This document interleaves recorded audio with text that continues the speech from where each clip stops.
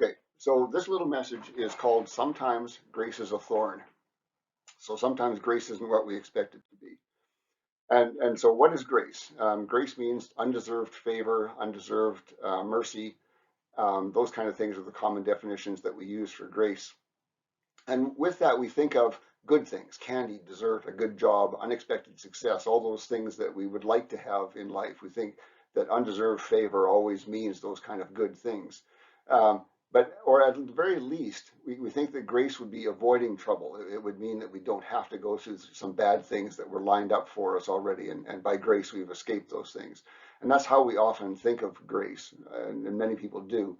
But sometimes grace doesn't look like what we expected. And we're going to look through a Bible passage here that's going to talk about exactly that idea. Sometimes grace isn't all good things. And so the passage we're going to look at here is a very well-known one that comes from 2 Corinthians 12, 7 through 10. And I've taken out just a little piece of this. It's a little bit longer than that, but we're going to focus on these verses here. So this is 7 through 10. A thorn for my flesh, this is Paul speaking, a thorn for my flesh was handed over to me, an angel of Satan to buffet me, lest I be lifted up. And I begged of my Lord concerning this 3 times, to remove it from me. And he said to me, my grace is sufficient for you, for my power is perfected in weakness. I shall therefore joyfully boast in my sufferings, that the power of the Messiah may rest upon me. Because of this, I am pleased with suffering, with disgrace, with distress, with persecution, with imprisonment, which is for the person of the Messiah. For when I am weak, then I am strong. So there's lots of good things packed into that, and we're going to unpack it. And the question that we have here is, what exactly does God mean by my grace is sufficient for you? And in fact, what does this whole passage mean? It's talking about a lot of different things, and we're going to dig into all of that and figure it out. So textual context. I've mentioned context so many times and how important it is to understand that. And this is one of those passages that you can misunderstand if you don't understand the context. So these verses that I just read are part of a larger message. They're within that. So the message contains that and begins before it and ends after it. And the larger message is about boasting. And he's talking to the Corinthian church about a problem that they have with boasting. And so what he does to address their boasting is that he begins talking about things in his life that would give him a reason to boast. And so Paul has been talking about the revelations that God has given to him in the verses prior to this. And we remember some of that. I've got this here from 2 Corinthians 12:2, which is just before that. He says, I knew a man in the Messiah more than 14 years ago, whether in the body or without the body, I do not know. God himself knows, who was snatched up to the third heaven. Now he's speaking about himself, we know that. And so he says, I had this experience, this revelation where I was drawn up into the third heaven and I saw things and I heard things. And so Paul describes a number of experiences that he has had, revelations that God has given him. And what he's heading for here by talking about the things that God has done through him is he's heading towards the idea he's expressing to the Corinthians of, you boastful Corinthians, you have no business boasting. I have business boasting. I've done things, I've experienced things. God has revealed things to me that are far beyond anything that he's done with you. So I could boast, but I don't boast. And so that's where he's going with all of this. And that includes our passage too. He's talking about not receiving requested healing. And he's still going to be talking about boasting, because boasting is really what this context is about. And we're going to see that as we go through it. So after the verses that I just read, on the previous slide, I should say, after this, he describes wonders and miracles that have been done through him. So he's done healings and all sorts of things like that. We'll talk about that. And so in 2 Corinthians, he continues on after our verses, 2 Corinthians 12:12, and he says, I performed the signs of an apostle among you with all patience and with heroic deeds and with wonders and miracles. So boasting is still in focus after the verses that we're focusing on in this study or this message, and as it was at the beginning of that. So we keep that in mind. This is the big picture view of all of this is about boasting. And I wanted to bring up something important about Paul. We tend to think about Paul as being the person who traveled among the Gentiles, went off into Greece and faraway lands and started churches everywhere he went. And so we think of him as more of a minister and a church starter, but he was a real apostle. He performed many wonders and miracles. And so I thought I'd just bring up a short list here that I pulled from a web page. So He blinded a Jewish man, a sorcerer who was a false prophet, whose name was Bar Shuma, whose name was translated Alumas. So to him, he said, God says you will be blind. And immediately Alumas was in this dark haze thing, and he couldn't see, and people had to lead him around because he couldn't see or do anything anymore because he couldn't see. So that was one of the things that Paul did.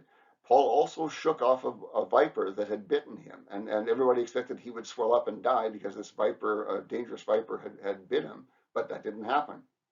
He heals a cripple. He heals the father of Publius and many more people, lots of healings that he did. He cast out spirits. He cast out a spirit of divination in particular in Acts 16, in those verses. He resurrected Eutychus from the dead. Remember, Eutychus was the guy who was in the window and fell out of the window onto the ground. He raised Eutychus from the dead. So Paul wasn't just a minister and a church starter. He was a real apostle who did the wonders and miracles that you would expect a real apostle to do. And so I just wanted to be clear about who Paul was. So when he talks about a thorn here, in this verse in 12:17 of 2 Corinthians, he says, "A thorn for my flesh was handed over to me, an angel of Satan to buffet me, lest I be lifted up." And so this thorn he's talking about is an injury. We don't know exactly what the injury was, but hints in other places seem to make it seem like it's an eye injury or something. So somehow he had an eye injury and it might be leaking or something like that, and it doesn't look good, and he's constantly having to deal with it.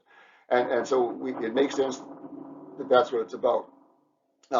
He doesn't say how or when he got this injury. We know he went through a whole bunch of things. So probably it was in one of those things that he went through, like a beating or a shipwreck. We know that he went through lots of those kind of things.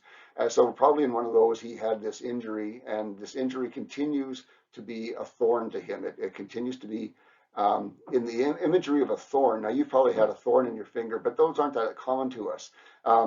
They were people who walked a lot more than we do. And so if you're walking around a country lane, what's going to happen, you're going to commonly enough get a thorn stuck in your feet or your legs or your hands or something like that. And so their experience of thorns was much greater than ours. We would probably think more of a sliver in your finger because that's something that we get more often. And so when you get a sliver in your finger, and you can't get it out, it bothers you constantly, and you're trying to dig at it, and you're trying to find ways to get it out, and it's stuck in there, and it hurts all the time. And that's what he's talking about. He's talking about this thorn that he has is constantly bothering him, and he compares it, in fact, to one of Satan's angels pushing him off course. He says, an angel of Satan to buffet me. So he says that word buffet means to be pushed around by wind. So he compares it to this thorn to being like a strong wind that pushes him around where he doesn't want to go. It keeps pushing him off course because it's distracting him, making him having to deal with this injury when he doesn't want to, when he would rather be doing ministry things. So, in that verse, we pulled out those things, but at the end of it, he comes back to his main point, and the main point of the whole topic here is the idea of boasting. And he uses the words, lest I be lifted up, which means the exact same thing. It means, lest I become arrogant. And lifted up we see used in the Bible many times in that way. And it means to become puffed up about yourself or to become arrogant. So he says, this thorn was given to him to keep him humble, to keep him from being lifted up, from becoming arrogant. And that's an interesting thought, and that's really the focus of our message here, is this idea that the thorn was given to him for a purpose, to keep him humble. And so it's amazing, but I've seen it before, how God can give a person a gift of some sort, and immediately that person starts to think that they are somebody or something because God has done this thing through them. And we should never fall into that, but it's a trap that people easily fall into. If God does something wonderful for you, that means that God did something wonderful. It doesn't say anything about you. You were just the tool that he used to do it. But nonetheless, we have this arrogance within us, I suppose, that always causes us to think that, well, God chose me because of some special reason about me. And the Israelites fell into that same thing too. They felt that they were God's people because they were somehow a special people. And so it's natural to fall into that, but we must avoid that and recognize that even if God did something through you, it was God doing it, not you.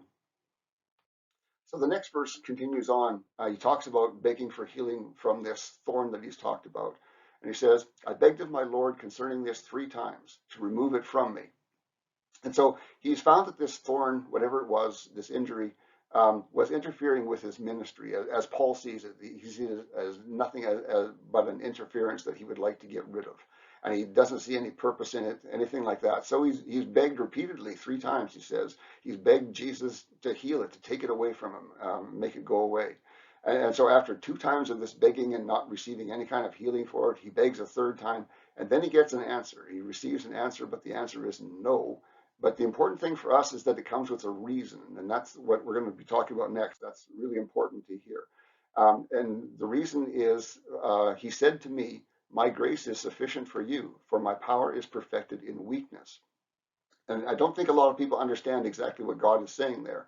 So that's important to us to dig into here. By my grace is sufficient for you means I've shown you enough favor. I've shown you enough mercy. I've done enough for you. And so Paul has received an amazing favor. He received the favor that we all receive. Jesus died for our sins, and therefore it's possible for us to have eternal life. And that's great. But he's done much more. He talked about the revelations that Jesus has given him, seeing heaven and all sorts of places, and also the favor of power of wonders and miracles. Through him, God has done amazing things, healed people, all sorts of stuff. And so God is saying, I've shown you enough favor. I've shown you I've given you all of these things, and I've shown you enough favor. And then God continues on by saying, my power is perfected in weakness. So it means to work through you, I need you to remain humble. And so the weakness that's being talked about here is not a physical weakness. He doesn't want Paul to be unable to move around or be a cripple or anything like that. And of course, he's not speaking about spiritual weakness. He's speaking about physical weakness. And the weakness that he's talking about is um, uh, um, the weakness of being humble. So he says, I want you to be humble. That's what I need you to be for me to work through you. And so and that makes sense in the context that we've been talking about here. It's about arrogance and boasting. And so if you are an arrogant, boastful person, God can't work through you anymore because you think it's all about you, and you've made that mistake that it's actually all about God. So um, so arrogance and boasting are still in focus here. And so God is saying, I've done great things through you. I've done enough for you. If I was to do anything more through you, it would become a problem. And as much as I've given you, I've also given you this thorn. And this thorn is going to help you to be humble, because you're constantly going to be dragged down by this thorn. You're constantly going to have to addressing it. And it's hard to become arrogant. A person in a wheelchair can't be arrogant, I would say. I've never been in a wheelchair, but if you're stuck in a wheelchair, how can you be arrogant? Because plainly you're limited. And so in the same way that that kind of a thing can keep you from becoming arrogant, the thorn is also doing the same thing for Paul. So it's really a grace, a blessing to him that he has this thing that constantly continues to bring him back down to being humble. So the implication then, of course, is if I show you too much favor, you're going to become arrogant. And as much favor as I've shown you, the thorn I've given you is there to keep you humble. And so Paul gets the point. And so he says in the next verse, or this is just the next half of that verse, really. I shall therefore joyfully boast. Boast is again the focus of everything we're talking about in this topic. In my sufferings, I will joyfully boast in my sufferings, that the power of the Messiah may rest upon me. So he says, boasting about sufferings is what he's talking about. And nobody boasts about sufferings who's arrogant. You only boast about good things, things that you've done, stuff like that. Nobody boasts about having a thorn in their leg. Nobody boasts about having a seeping wound on their arm. Nobody boasts about those kind of things. But Paul says that he's happy to boast about these things because he knows that just as he has this thorn injury, whatever it is, he boasts about that because this is something that God has given to him as a blessing, as a grace to him, to keep him humble. So, and that, as I talked about at the very first, turns upside down many of the ideas we have about what grace is. Grace isn't necessarily good things. It's things that you need in your life, things that God has given you to help you on your way. but they aren't always nice things. And as this injury that Paul has to deal with on a daily basis is keeping him humble, they may be keeping us humble, or who knows what God is doing with these things. He doesn't always tell us. With Paul, Paul gets to know why he was given it and understands. But we don't always have that. So Paul's reasoning here about this boasting is that um, he boasts about the sufferings that he has gone through because those things allow the power of the Messiah to rest on him. So that the Messiah can continue to work through him because these sufferings have brought him down in humility. They've kept him from becoming proud about who he is. He doesn't think that he's somebody special. He's been through an awful lot that has changed him into being a humble person, or kept him a humble person. So the Messiah is able to continue to work through him because he's humble. And as he was an apostle, he worked in the power of the apostle and in a ministry that he had been given. So he's able to continue in these things, doing these wonders and miracles and all these revelations that he's talked about. He's able to continue in doing these things because God is keeping him humble.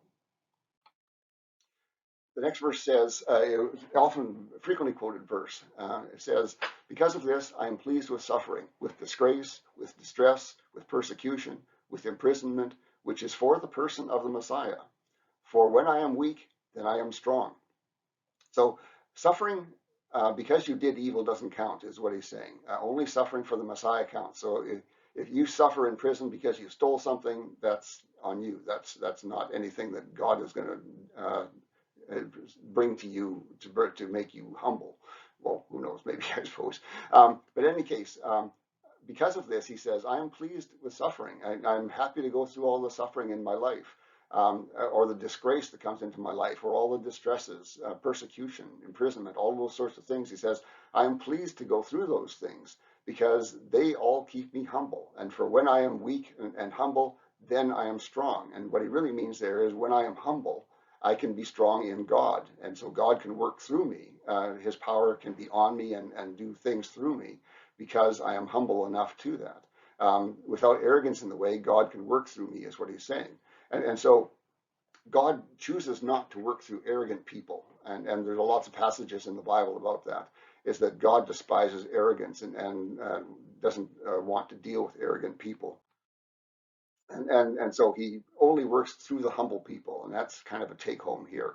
I know that I've talked about humility recently in other messages, but this one includes it as well. So God despises arrogance, and that's something we should always aspire to, as being as humble as possible. But it's a real challenge for us. We are not by nature a humble people. By nature, we have the same arrogance that I think we got from Satan and in our bodies. And so we tend to be arrogant people, and it's very easy for us to do something and then think that we are somehow special. And God despises that. And there are lots of Bible passages about that, about God knocking down arrogant people and making them humble. And so what we also saw in this passage here is that this thorn was given to Paul was actually a grace given by Jesus. And so this thorn, although it was an awkward thing for him, an ongoing nuisance, continual pain, was a grace given by Jesus to keep him humble. And at first, Paul saw it as just a personal distraction from his ministry. He wanted to get on with his ministry, and this thing was in the way, and he didn't realize what its function was. And maybe even saw it as presenting a poor image for Christianity. He might have thought to himself, well, here I am with this seeping wound, and what are people going to think? You healed other people, why don't you heal yourself?